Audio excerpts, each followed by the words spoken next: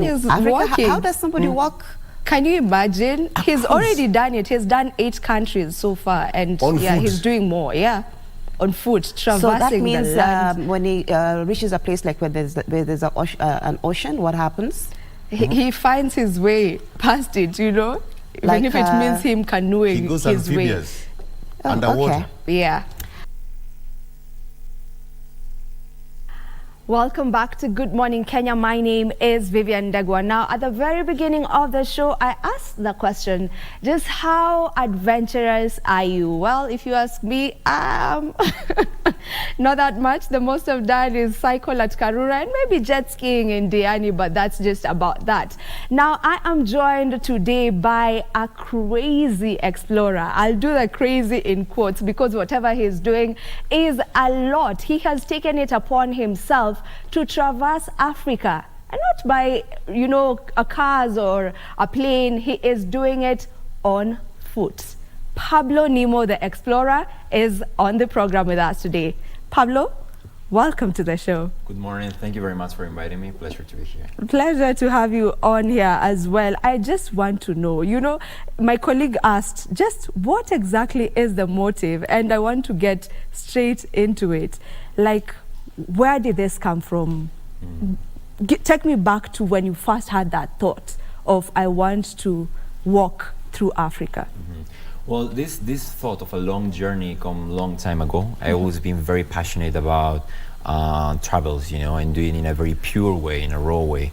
But it is true that specifically this journey, the main idea came during the pandemic, right? Or when the pandemic in Europe was starting to go a little bit lower.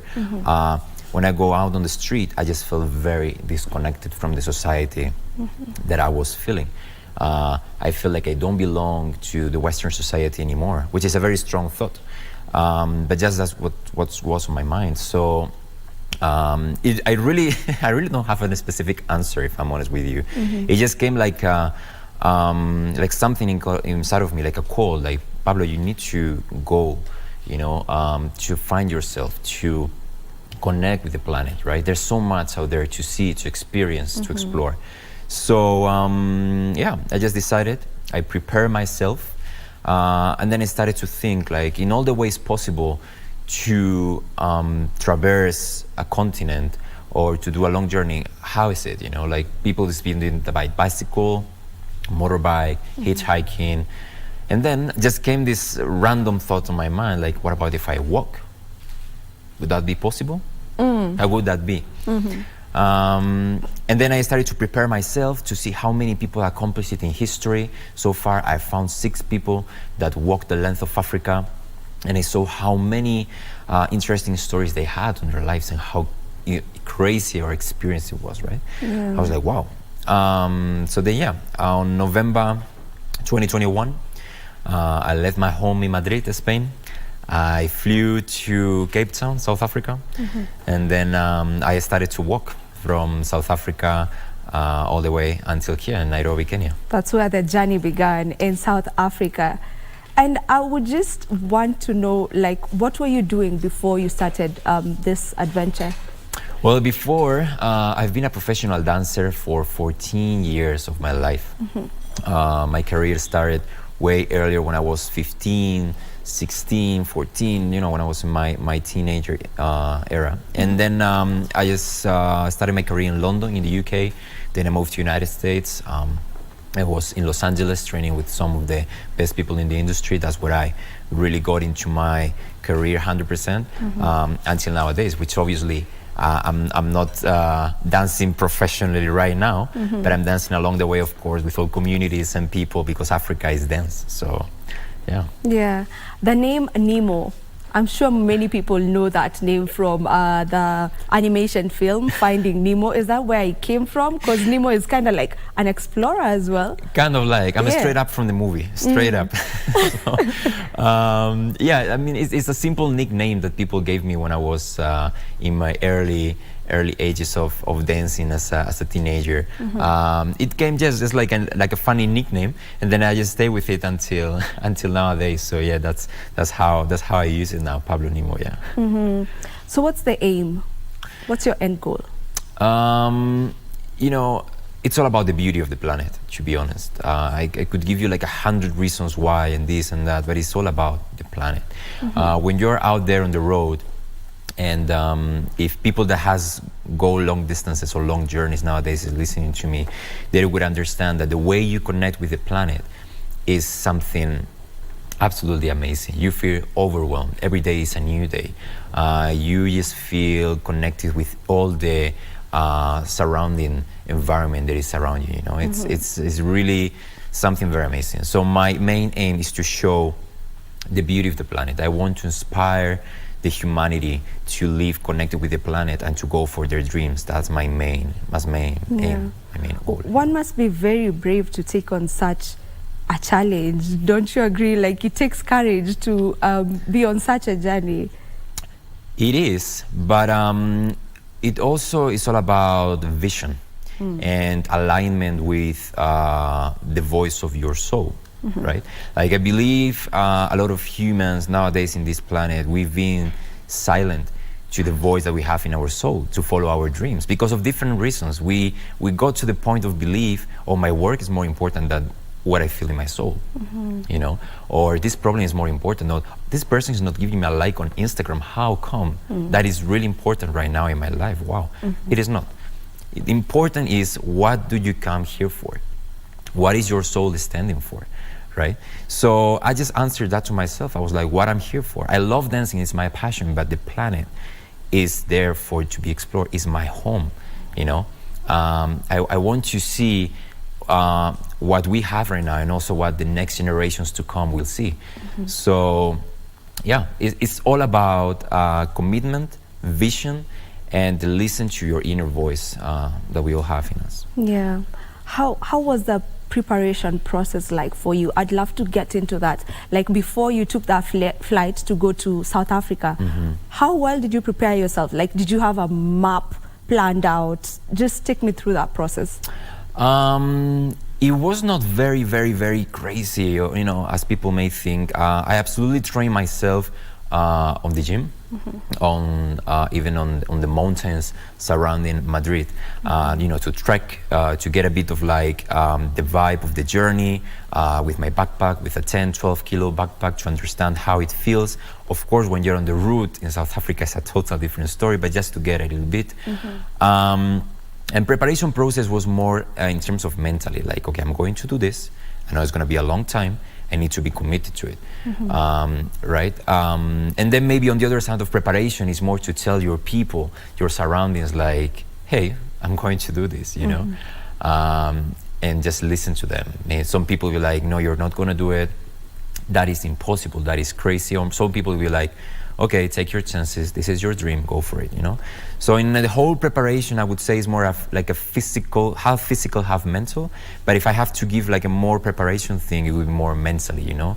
Maybe for the 8 months before I started the journey, that's when I really commit to prepare. Yeah, I can imagine the reaction that your family had when you told them, yo guys, adios muchachos, I'm out. I'll be going for several days, because so far you've done more than 600 days. So how was that for them? Yeah, I love the adios muchachos. That's a very nice one.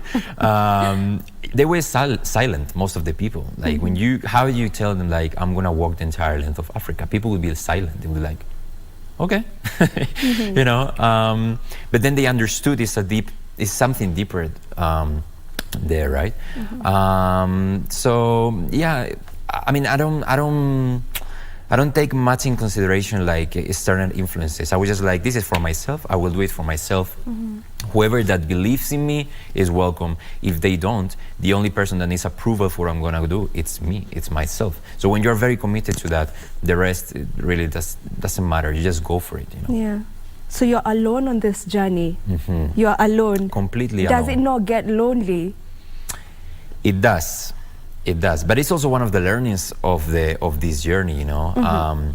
When you're alone, you learn how to be with yourself, which is something very important, right? Like nowadays, of course, we are surrounding a lot of different stimuli, you know, like all over, from the Instagram or the social media or anything that surrounds you. When you're alone, you are really with yourself and in a very deep way, right? You wake up with the sunrise, you go down with the sunset, you go to sleep with the sunset. The way you interact with people when you're alone is much more deeper, right? So you have the time to develop a spiritual journey within yourself that in other way you cannot do it. So it's very intense. Sometimes it's something that you wish like, oh, like I hope we had someone here with me, just to share this moment. But most of the time that you're alone, it's a blissful moment. It's very powerful, and you are really in a growing space. Yeah. Have you ever gotten to a point where you're just like, I think I made the wrong decision. I want to quit. I want to go back home. This is too much. Of course, it is extreme moments when you can feel like that, and even like I talk about it with myself, like, why am I doing this? Like, you cannot have good days every day, right? But at the end, even if you want to quit sometimes and all that becomes part of the journey. But not only of this journey, that the journey of life. It is like this. Like, maybe you're doing something you're very passionate for a lot of time in your life, but you want to quit because you feel like, this is not for me, or you have ups and downs. It's okay. It's just to have the internal conversation with you, and be like, okay, it's natural to feel like this, but my purpose is bigger, and I'm going to overcome, and I'm gonna make it, right? So that's what I try to make like a positive thought on it, and go stronger on it. So wherever I have like these down thoughts, I'm like, no, like, get yourself together and keep going. Yeah. What sets you apart from other explorers? You say that you researched and saw that there are other people who have done the same thing. So just what sets you apart? Well, every journey is different, right? I cannot compare myself to others, because for every person, their journey is special for a reason. Plus, I don't think it's me, maybe the person that needs to answer like I am different because of this, right? What I know is because I am doing this. So as I told you before, the only person that needs recognition for what I'm doing is myself. And I don't do it for self-glory or to be out there like, oh, like you did it. No, my main aim is I'm gonna do this for myself and for the beauty of the planet. And right now I'm recording a movie documentary on my journey, and that's what I want to show. I want to show the spiritual journey that we're all going through. So in terms of comparison, I think I really do respect all the people that gets out there on the road. They deserve my respect in any way that they do it. So I cannot compare myself to them, because all of them, they're doing something super amazing, and they're going out there taking the risk of following their dreams. So yeah. How many countries have you done so far, and how many are remaining? How many are you planning to cover generally? My initial plan was 11 countries. Right now, Kenya is my country number 8. It is true that now is a challenge presenting, which is Sudan, because the countries that I have left are Ethiopia, Sudan, and Egypt. Of course, still Kenya. But in Sudan, as everyone knows, now it's going through a conflict. So I don't know if I'm going to be able to really go through Sudan. We'll have to search for an alternative on the way, which is also fine. But that would be, of course, like interesting, in terms of like how I'm going to deal with all that bureaucracy, maybe just to get in the country if I can, or we'll see how it goes. But 11 countries was the original purpose. 8 down. 8 down already. Yes. We have 54 countries in Africa. How did you narrow down to the 11? If I'm honest with you, I was looking for the most iconic, maybe.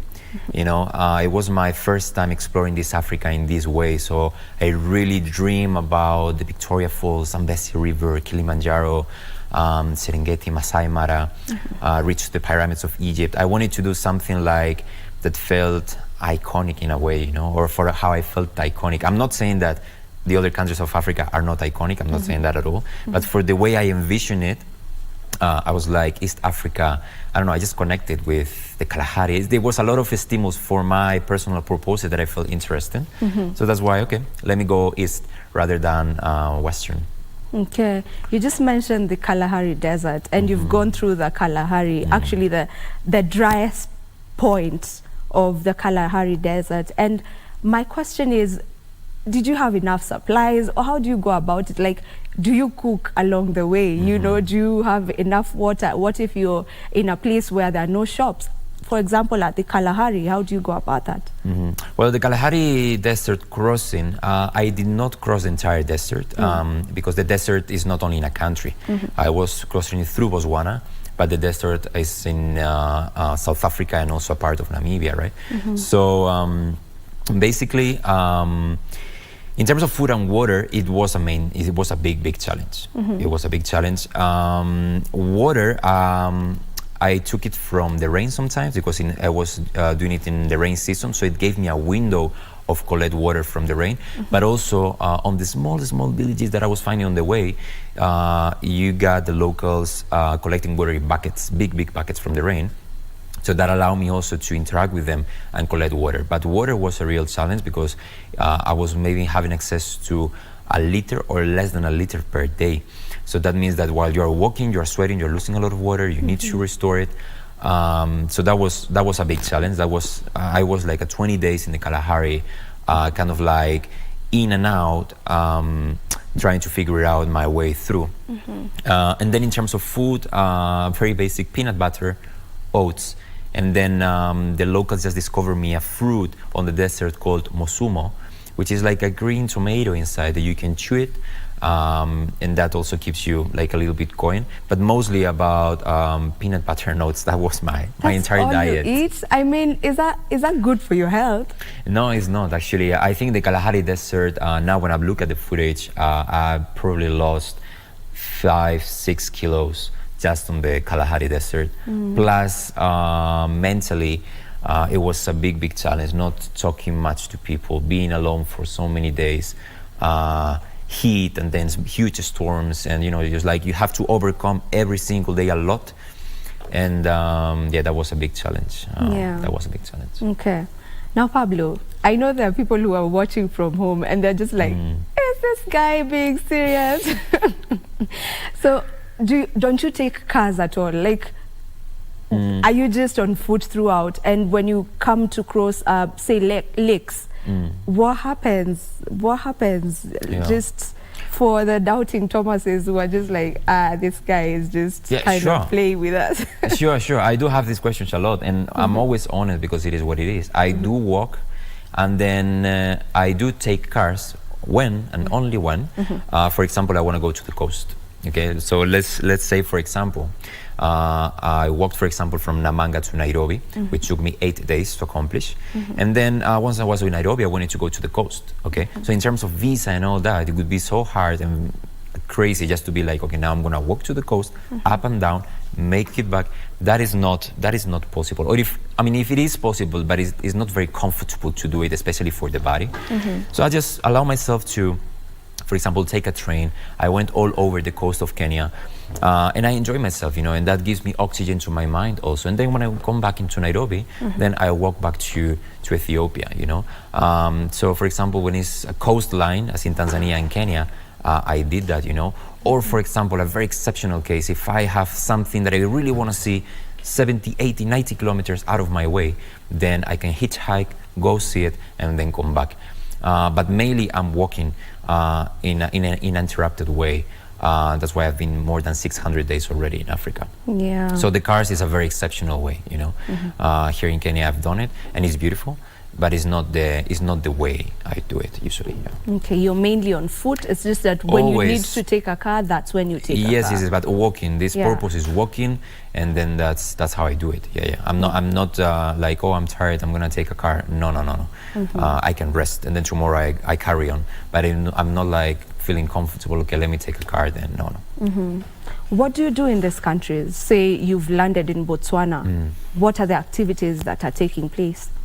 Well, it's not activities. I go with the flow, literally. I just enter the country, and then I just decide as I go, like how I do it. How I talk to people, how I approach the communities. It's interesting to go and check on the Kabango Delta. Then I'll go. Or of course I need to see the Victoria Falls. Then I'll go. But what happens in between is really absolutely with the flow as I go. I don't plan much. I just go. Okay. Pablo says he just goes with the flow. We'll go on with this conversation, but right now, let's take a very short break. We'll be back. Welcome back. Pablo is in studio with us, and he is just taking us through the journey that he is taking, a journey where he is traversing Africa on foot. Pablo, you've been through so many countries, 8 already. Do you go along picking maybe some languages? I heard you asking hapa in Swahili, and I was like, what? I thought you only know Jambo. So do you go about picking languages, and have you picked all the some language from all the countries? Yeah, I think the language that I most pick actually is Swahili. All languages are different. Some of them are very hard for me to know. Of course, as I go on the way, I pick up some words that can be useful for me, as good morning, or what about this or that. But Swahili, I think, is the one that I most pick, right? Like mambo, asante sana, poa poa, sawa. Like I know everybody would be laughing, like, what is this guy doing? But yeah, no, yeah, like actually, the pronunciation is actually on point. Is it good? Is it good? There you go. So or like here in Kenya, people say when you're about to have lunch, like chakula poa, or something like this. I don't know. I found it interesting. And for me, it's funny, to learn all these languages, to get with the communities, and it's also a way to break the ice sometimes when you get in a place. So yeah, I love it. Yeah. What lessons have you picked along the way? Well, that's a very deep question, actually. Main lesson, I think, is to be present with your life, to be present today, what you are doing. When you walk, is the most important way of feeling present what we are doing right now, with your thoughts, with your spirit. And also to just don't worry about past or future. Universe, I really believe universe will provide. Life will adjust to your vision. So this is I think is one of the main lessons, And also, just now that you told this question, I just remember one quote from Will Smith, I just saw like some weeks ago, that he was saying that happiness is peace, right? I think he was very right with that. And peace is one of the main things that I've been getting through all this journey. When you are in peace, like, wow, that really feels like you are comfortable with yourself, So yeah, happiness is peace. I would say it really represents one of the biggest lessons that I've learned all the way. Yeah. How do you stay in communication while on this journey? Because you need to get maybe a new line when you get to every country. Maybe there are places where the internet is not really good. So how do you stay in touch with everyone else? I don't do that much, to be honest. I'm not the kind of person that every time that I get in a country, I get a SIM card or anything like this. For example, here in Kenya, I do. But on all the other countries, I didn't. When I get Wi-Fi or any kind of connection, then yes, and I get the time to be like, hey, I'm okay. Maybe I upload some pictures and stuff. But also to be very connected disconnects you from the main aim, which is the nature and what is out there. So that's like a personal decision that I made. I tell my people like, hey, I'm gonna be disconnected for this long until you will know about me again. Yeah. And they're fine with that, So yeah, that was a very decision that I made from the very beginning. Okay. Yeah, not to be very connected. Yeah, you want to be connected with nature. That's your aim, right? It is. Yeah. So what are some of the physical challenges that you've had to go through? Well, physical challenges, it happens every day, especially maybe walk on the rain is hell sometimes, or with extreme temperatures, which here in Africa mostly is heat. That is when the physical challenge really comes in, because it's not only the amount of kilometers that I'm setting that day, which usually is 20, 25. It comes also maybe the terrain, or as I'm saying, the heat, right? Maybe you don't have much water on you, and you know that you need to make maybe 20 kilometers to the next village. Like that's when the fun parts come a little bit, right? When you have to be like, okay, I gotta make it, or make decisions also, which decisions also are very important, right? Of like, okay, I'm not doing it, and then I'm gonna rest, and then I'll see tomorrow, even if I don't have water, or I keep going, even that I'm not feeling very well, right? So sometimes you have to deal with that. Plus, I've been sick sometimes. You know, I've been in the hospital in Botswana, for example, with an infection. I was to ask that question. Do you ever get sick? Have you ever gotten sick along the way? I did. 2 times. It's been a bit hard, a bit tough. First one was in Botswana, when I was about to cross the Kalahari Desert. Remember this. My friend, if you have anthrax, you're gonna be the first case in 40 years that I see of anthrax, right? So I'm having like a big infection on my foot. I was like very not knowing what's going on, high fever. I was for 5 days. My legs were very inflamed, and then I recovered myself. I commit, and then I crossed the Kalahari Desert, right? That was a tough one. And then the other one, it was in Tanzania. I was in the Rift Valley, living with the Maasai, out of any kind of tourism industry, just living purely with them. And you know that the Maasai people, they usually drink milk from the cow. They also drink blood. So, you know, I was like, yeah, like sure, like let's drink, you know, like the cow milk. There's nothing wrong with that. And then when I drink the cow milk, after 30 minutes, I started to feel so bad, so bad. And then I told them like, I need to go, like right now. So I had 42-degree fever. I traveled for more than 3 hours in a bus to get back to Arusha. Extremely 42-degree fever, or like almost losing my conscious. And I was for 2 days in Arusha with infection from the milk of the cow, which is something that, you know, I shouldn't do it. That is what you get for trying things you're not used to. There you go, right? Like, don't do it again. Yeah, that was 2 tough times. That after that, I was like, oh my God, like how I'm going to walk again? I'm feeling weak, you know. But again, it's everything is about recompose yourself and commit. It's all over in a cycle.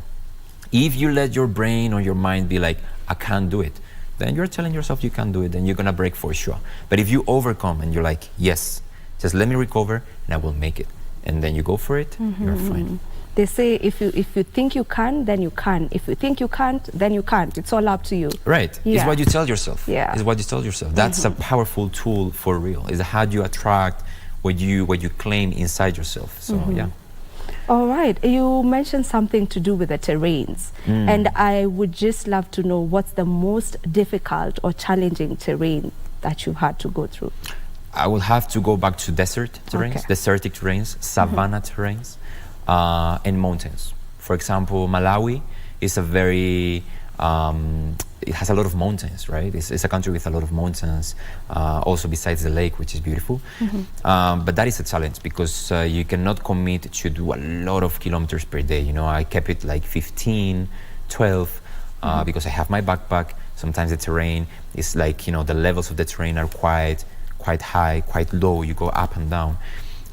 So mountains and desert, I have to come to that too. Is the most extreme, or when you feel most tired, or you gotta really you gotta be focused on every day what you do. Yeah. What's the most interesting story you can tell from, you've done 8 countries, so just from 3, if you can pick 3 countries and tell me about an interesting story from each of the 3 countries. Okay, I will give you one of Kenya. Okay, I start with the other 2. One interesting, very, very shocking, by the way. It's in Zimbabwe. I was, for example, arrested on the town of Bulawayo for not wearing a face mask. And which was very funny about this is that it was a police officer that just arrested me, and he was not wearing a face mask, which was quite funny. And then they arrested me, and they handcuffed me in a very aggressive way, took me to the police station and said, you pay $1,000 or you could go to a trial. And I'm like, come on, like this there's no way I'm gonna pay $1,000 and go to a trial just because I'm not wearing a face mask that you are not even wearing, you know? So that was quite a thing, and I had to pretend to be a journalist. and say, hey, I'm a journalist. I'm documenting things here in Zimbabwe. I hope this is not a mistake, right? And they were like, well, maybe it is. Let us just, let you go calmly. And I'm like, thank you. No, but even that is funny now, but that was a pushy situation. I was for 3 hours handcuffed. They were like threatening me to go to prison if I don't pay. So that was a very shocking situation that I didn't expect, and I think it was very unfair.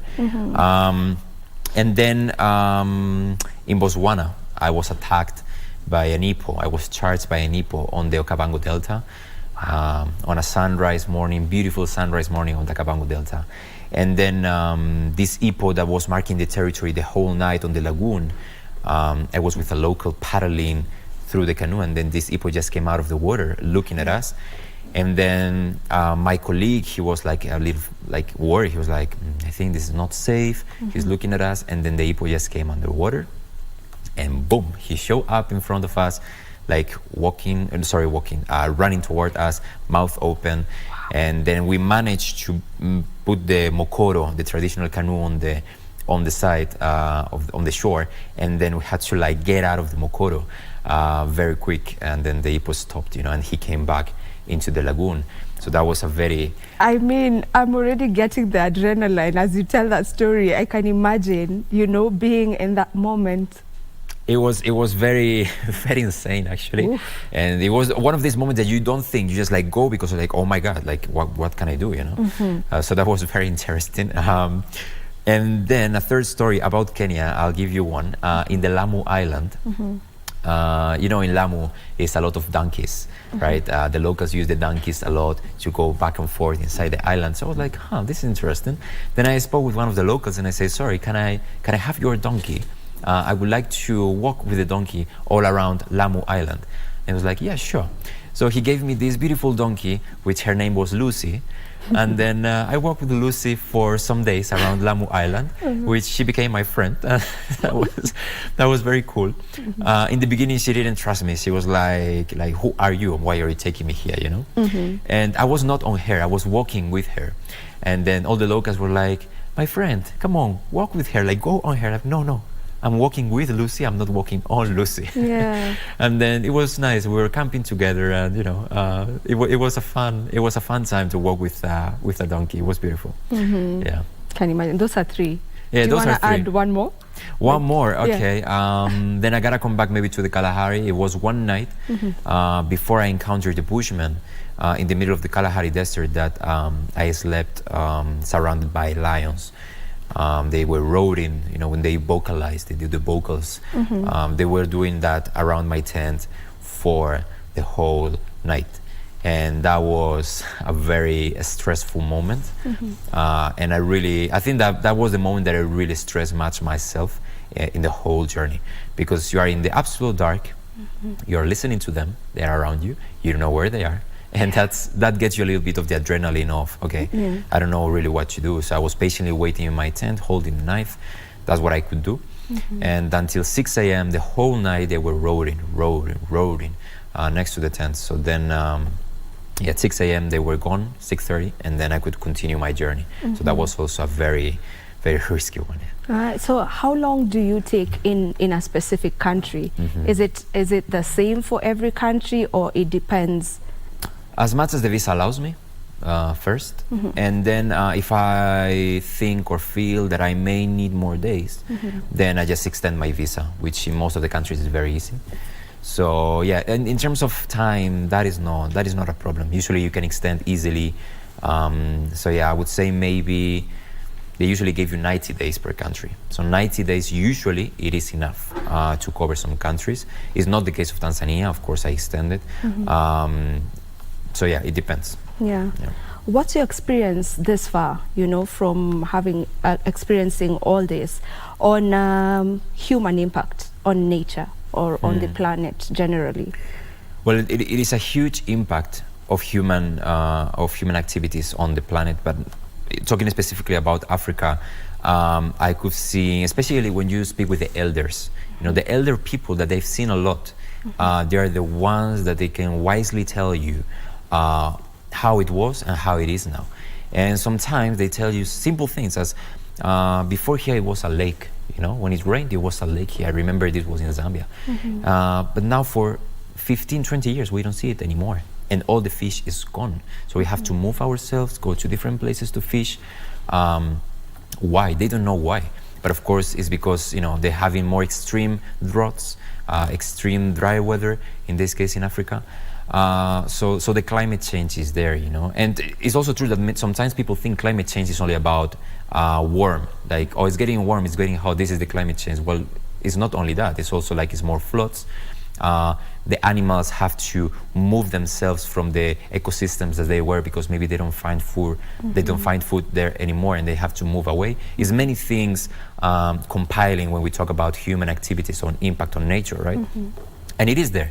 And when you travel slow, this is something that you really see and observe. So again, talking with the elders is where you see when they tell you stories about, oh, like 50 years ago, we had, I don't know, cheetahs here, you know, we have elephants that they used to come to graze over here, and then they don't come anymore because, you know, trees have, it's gone because, you know, they cut the trees, deforestation or whatever. So all of these things are present, you know, and it's crazy to see sometimes, as I see in the news all over the world, that people say like, climate change is not real. No, come on, like how come? Well, that's because maybe it's against their interest to say that it's real. That is the only people that will deny forever that, of course not, no, it's not there. It is real. I've seen it with my own eyes, human impact, in a very slow, from the little things to the bigger scale, right? But I've seen it, and I can tell that this is because of human impacts that we are doing this. So, yeah, I mean, to conserve the planet is a long journey to go. Luckily, it's been agreements, you know, as we go between the most relevant nations of the world. They're swimming towards that direction of conservancy and sustainability for the planet, and that's the way where we have to go, because otherwise we care much about artificial intelligence, we care much about all these things that are popping out nowadays very easy, but we don't care much, or it seems like, yeah, the planet is there, but you know, it's holding it. The planet is holding it. Let's see how it. The most important thing. It is the most important thing. If the planet is over, then what's, you know, my grandchildren or my children, like which planet are they going to live in? I want to leave a legacy for my children to live in a planet where they feel peace. They can still enjoy, for example, the snows of the Kilimanjaro, which are disappearing. You know, they can still enjoy the animals in the wild, you know, not being ambushed or being, you know, taken away of their environment. This is what it's about, and this is why my journey is about. Yeah. Okay, as we wind up, you were chosen as the tourism ambassador for Zanzibar. How did that happen, and how are you taking that? Well, I have to thank, first of all, because that happened thanks to one of my main partners, Merit Concept, which is my filming partner and media here in East Africa. They were absolutely great. They are with me now in this process of shooting the movie documentary in this section of the continent, because I cannot do everything myself. And they are the ones that, as my media partner, connected me to the government of Zanzibar. So everything started as a campaign, you know, as a new campaign for the Zanzibar government for sustainability. They have this campaign running right now called Greener Zanzibar, which I really connected about, which is more about like sustainability, tourism in the whole archipelago and all that. And I felt like, wow, this is great, like let's go and do it. And then as I was there, one thing came to another, and I just found myself in the parliament of Zanzibar being recognized by the ministry as the tourism ambassador of Zanzibar, of sustainable tourism ambassador in the whole world, if I can say. So it is an honor for me to be recognized in such a way, because it really aligns with what I believe in terms of sustainability. So I really carry with a huge honor that they chose me among all other people that they have, you know, chose or to have this recognition. Okay.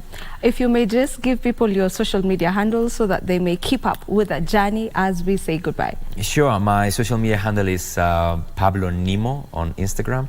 And thank you very much for inviting me. I just want to finish thanking to all my sponsors, all my partners here in Kenya, Safari Trails, Hans Paul. Thank you very much for having me. It's been a great pleasure. All right. Thank you for coming through. All right, that is all we had right here on all the time we had right here on Good Morning Kenya. Make sure to follow Pablo Nemo, because I am also so curious and I cannot wait to see that documentary, the movie documentary. I am sure that it is going to be captivating. Until next time, which is tomorrow, same time and place, I have been your host, Vivian Degwa. Enjoy the rest of your viewing.